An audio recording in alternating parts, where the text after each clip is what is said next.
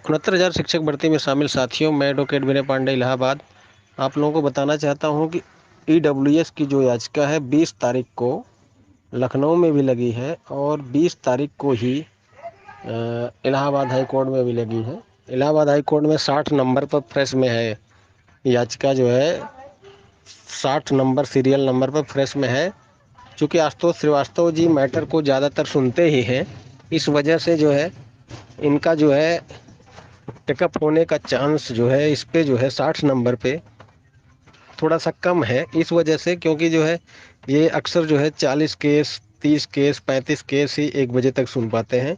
और क्योंकि देखो ये निस्तारण करते हैं केसों का, इस वजह से ये कम सुनते हैं, मतलब कि कम केस टेकअप करते हैं। हर केस को ये सुन के निस्तारित करना चाहते हैं, जल्दी से जल्दी जो है फैसला देना चाहते हैं। ये विकास बुधवार भी ऐसे ही थे और जस्टिस आशुतोष श्रीवास्तव भी ऐसे ही हैं। इस वजह से हम देखते हैं इनका जो है मैक्सिमम, बहुत ज़्यादा अगर कभी कभी वो टेकअप करते हैं तो 50 केस, और अक्सर जो है ये 40, 45, 35, 30 तक ही रह जाते हैं 1 बजे तक। 2 बजे से ये जो है अनलिस्टेड के केस सुनते हैं, यानी लिस्ट के मुकदमे सुनते हैं, तब फ्रेश को वो 1 हफ्ते बाद लगा देते हैं। ऐसा लगता है कि ईडब्ल्यूएस की याचिका जो है इलाहाबाद हाई कोर्ट में उस दिन सुनवाई के चांस कम होंगे, क्योंकि जो है फिर 1 बजे से लंच हो जाता है, 2 बजे से 3 बजे तक ये मेंशनिंग केस लेते हैं और फिर 3 बजे से 4 बजे तक लिस्ट के जो मुकदमे सीरियल वाइज होते हैं उसको लेते हैं। तो कुल मिला जुला के ये समझिए कि 50-50 चांसेज हैं। और लखनऊ हाई कोर्ट में चूँकि 415 पे शायद लगा है, 415 का मतलब भी है, मैंने देखा, शायद जो है सीरियल नंबर मुझे याद नहीं है, लेकिन ये है कि वहाँ भी थोड़ा काफ़ी नीचे लगा है। तो चूँकि देखिए 300 से वहाँ स्टार्ट होता है लिस्ट के मुकदमे, 301, 302, तो अगर 415 पे लगा है तो लगभग कितने केस हो गए, एक तरह देखा जाए तो 115 केस हो गए। तो 115 नंबर पे लगा है, तो वहाँ भी चांसेस 50-50 होंगे। हालांकि मेंशनिंग की जाएगी, मेंशनिंग करने के बाद हो सकता है सुनवाई हो जाए, लेकिन जो है चूँकि वहाँ भी फ्रेश केस रहते हैं, लेकिन फ्रेश केस वहाँ कम होते हैं, 12, 15, 20 ऐसे ही होते हैं। अभी मैंने जो है फ्रेश केस वहाँ का चेक नहीं किया, लेकिन फ़िलहाल तो ये मान के चलो कि 20 तारीख को दोनों जगह से सुनवाई के चांस 50-50 हैं। उससे कोई दिक्कत नहीं है, 1 हफ्ते बाद फिर मैटर लगेगा और जो है फिर टॉप में आएगा और सुनवाई होगी। नहीं अगर वो होगा तो फिर अगली डेट पे, अगर इस डेट पे कुछ नहीं होता है तो अगली डेट पे जो है फिर मेंशनिंग किया जाएगा कि सर जो है ये अगली डेट पे भी नहीं सुना गया था, इस डेट पे सुना जाए, तो निश्चित रूप से मेंशन केस लेंगे फिलहाल।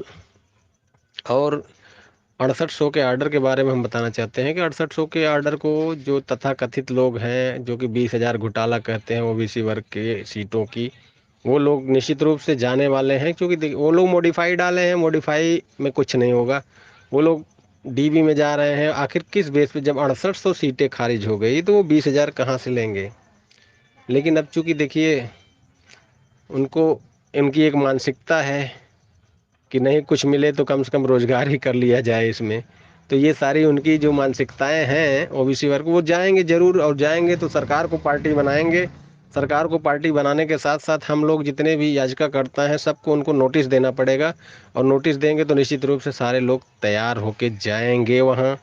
और फिलहाल तो हम लोगों को भी, जनरल के लोगों को भी एक अपना वो बना लेना चाहिए, और सारे पैरवीकर्ता को जो है, पैरवीकार जो हैं, उनको कहीं एक जगह मीटिंग करके संयुक्त टीम एक बनानी चाहिए। क्योंकि देखिए विपक्षी बहुत मजबूत है और हम लोग बहुत कमज़ोर हैं, फिर भी हम लोगों ने उनको अच्छी तरह सामना किया और हरा दिया गया।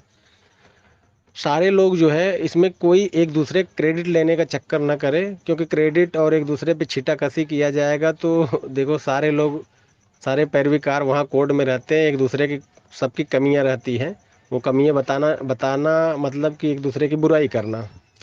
कोई उनकी वकील की कमी बताएगा तो कोई उनके वकील की, ये सब अच्छा नहीं लगता है।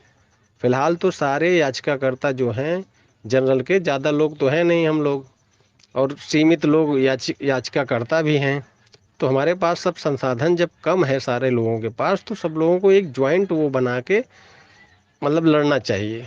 यहाँ पे जो है देखिए सरकार अगर जो है डबल बेंच नहीं जाती है और ये लोग अगर जाते हैं पहले डबल बेंच, तो निश्चित रूप से एडवांटेज रहेगा। पहले दिन भी ये याचिका खारिज करवाई जा सकती है, पहले दिन इनको भगाया जा सकता है। और पहले दिन यहाँ से भाग गए तो सुप्रीम कोर्ट जाएंगे, सुप्रीम कोर्ट से भी पहले दिन भगाया जा सकता है। तो मेरा कहने का तात्पर्य है कि सरकार बस डबल बेंच न जाए और सरकार सुप्रीम कोर्ट न जाए, तो इन लोगों को तो पहले दिन भगाया जा सकता है। क्योंकि जस्टिस जो डबल बेंच में रहते हैं, वो लोग अगर सरकार नहीं आई अपने तरफ से पैरवी करने के लिए, मतलब अगर अपनी याचिका नहीं डाली, तो निश्चित रूप से बहुत जल्दी डबल बेंच से इनको भगा दिया जाएगा और बहुत जल्दी सुप्रीम कोर्ट से भी भगा दिया जाएगा। फिलहाल तो हम लोगों को, जनरल के लोगों को भी जो है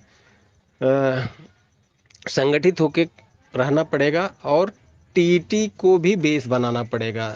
ये लोग जो विकास श्रृंखला का आर्डर दिखा रहे हैं, विकास श्रृंखला के बाद तमाम आर्डर आ चुके हैं। आज एक भाई साहब जो जौनपुर के हैं वो अधिकारियों को जो है दिखा रहे थे कि विकास श्रृंखला का आर्डर, तो विकास श्रृंखला को ओवर रूल्ड कर दिया है सुप्रीम कोर्ट 2019 में, 2018 में कई जजमेंटों में। सुप्रीम कोर्ट का जो लेटेस्ट जजमेंट होता है वही माना जाता है। आप पहले के जजमेंट दिखाएंगे तो वो नहीं माना जाता है। तो फिलहाल हम लोग भी जो है अपने उसमें बहुत तीर रखे हैं। देखो ओपी शुक्ला ने बहुत अच्छा जजमेंट दिया है, उन्होंने सारे पक्षों को एक तरह से वो किया है। एमआरसी को भी जो है उन्होंने कहा कि जो सीटें इनकी नुकसान हुई है उनको देना चाहिए, और जो डबल आरक्षण के कारण नुकसान हुआ है उनको भी देना चाहिए। तो कहीं ना कहीं फिर भी ये लोग उनको जो है तमाम तरह से अलग अलग, मैंने पहले ही कहा था कि जिस दिन इनके आर्डर खिलाफ आएगा, ये मनुवादी ये वो तमाम लोग कुछ कहने लगेंगे जजों को। फिलहाल तो इन लोगों की मानसिकता ही ऐसी है। हम आपको बताना चाहते हैं कि ये मुट्ठी भर लोग हैं। हम लोग जो है 2011 में सुप्रीम कोर्ट तक जो है शिक्षा मित्रों को हराए थे। हम खुद पार्टी थे हाई कोर्ट से जो है 1,72,000 लोग जब हम लोगों का कुछ नहीं उखाड़ पाए, तो आप लोग, आपको जो है कह रहे हैं ये न्यायिक प्रक्रिया है, आप लोग दबाव बना के कुछ नहीं कर पाएंगे। और इसी लड़ाई में हारने के बाद फिर आपका जो ये दलित शूद्र ये सब जो तमाम आप लोग, जब वो होता है तो दलित शूद्र बन जाते हो, और वैसे जो है आप जो है कोई ठाकुर मतलब सिंह लगाएगा, कोई वो लगाएगा। हम जातिवाद नहीं फैलाना चाहते, लेकिन आप लोगों की मानसिकता सिर्फ और सिर्फ इसी तरह की है। जो ओबीसी और एससी के लोग हैं, हम उनको मतलब ये कह रहे हैं कि मतलब ये जातिवाद छोड़िए, आप अच्छे नंबर लाइए।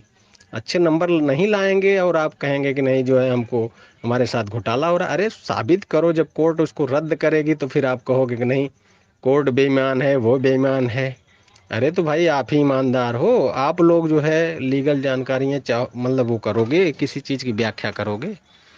फिलहाल तो दोस्तों हम इस बात को आप लोगों को बताना चाहते हैं, जनरल के जो अभ्यर्थी हैं वो लोग संगठित रहें। और देखो इसमें नुकसान, देखो हमने पढ़ा 118 पैराग्राफ में शायद दिया गया है कि गवर्नमेंट ने माना है कि हमने हार्जेंटल रिजर्वेशन पहले लगा दिया था, इस वजह से नुकसान हुआ है। हार्जेंटल रिजर्वेशन अगर पहले लगा दिया था, हार्जेंटल रिजर्वेशन, तो उसके कारण जो है जनरल का भी नुकसान हुआ होगा। क्योंकि जो है जनरल अगर 50% मतलब अनरिजर्व्ड है, हार्जेंटल रिजर्वेशन तब लगता है जैसे महिलाओं का 20% और विकलांग का 4% और फ्रीडम फाइटर का 2%, ऐसे तमाम होते हैं। कुल मिला के 31 सीट जो है 100 सीट में से जनरल हार्जेंटल रिजर्वेशन के लिए रहती है। तो हार्जेंटल रिजर्वेशन ऐसी प्रक्रिया है, ये समग्र सूची बनती है, समग्र सूची आमतौर पे बनती है, और उसमें यदि 31 लोग ये हार्जेंटल रिजर्वेशन वाले 100 सीट में अपना स्थान नहीं बना पाते हैं, तब जाके जो है उनको नीचे के लोगों को हटा के उनको फिट किया जाता है।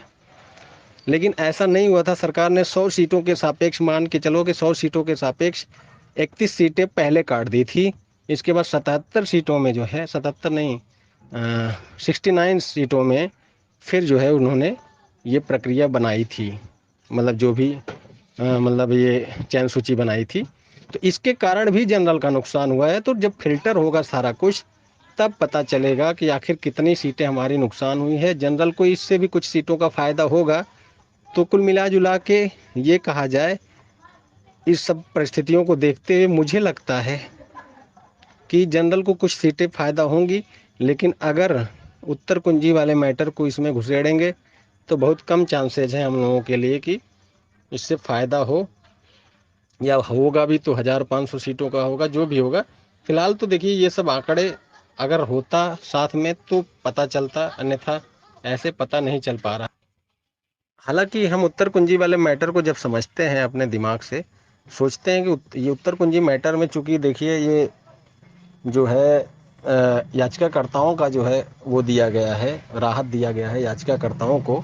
तो यदि जो है उसमें भी ओबीसी वर्ग ज़्यादा होंगे, एससी वर्ग होंगे, जनरल भी होंगे, तो कुछ लोग 90 नंबर से 96 नंबर होंगे, तो उनको कैसे फिट करेंगे? यदि उनको भी फिट करेंगे तो निश्चित रूप से देखो 1000-1200 में अगर ओबीसी वर्ग वाले ज़्यादा होंगे तो वो अपनी कैटेगरी में जाएंगे, तो वो कहीं ना कहीं जो है ओबीसी का नुकसान करेंगे। तो ये सारी चीज़ें हैं। फिलहाल मुझे लगता है कि जब आंकड़े आएंगे तब पता चलेगा, लेकिन इतना तो तय है कि ओबीसी को एससी का तो बहुत ज़्यादा नुकसान नहीं है, लेकिन जो है यस ओबीसी का तो बहुत बड़ा झटका लगा है। ये तो 6800 सीटें रद्द ही हुई हैं, उल्टा जो इनका जो 20,000 कथित घोटाला का जो सपना था वो भी रद्द हो गया है। फिलहाल तो न्यायपालिका जो निर्णय करेगी, यदि हमारे खिलाफ निर्णय करेगी तब भी हम उसको मानने के लिए बाध्य हैं, लेकिन ये लोग मानने को नहीं बाध्य हैं। हो हल्ला करेंगे, हो हल्ला करने से कुछ होता नहीं है।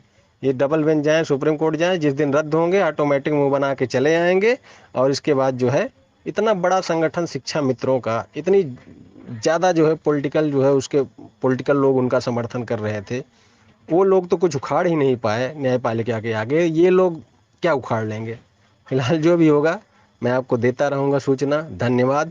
ईडब्ल्यूएस की याचिका पे भी जिस दिन निर्णय आएगा उस दिन और इनकी सिट्टी पुट्टी गुम हो जाएगी। धन्यवाद।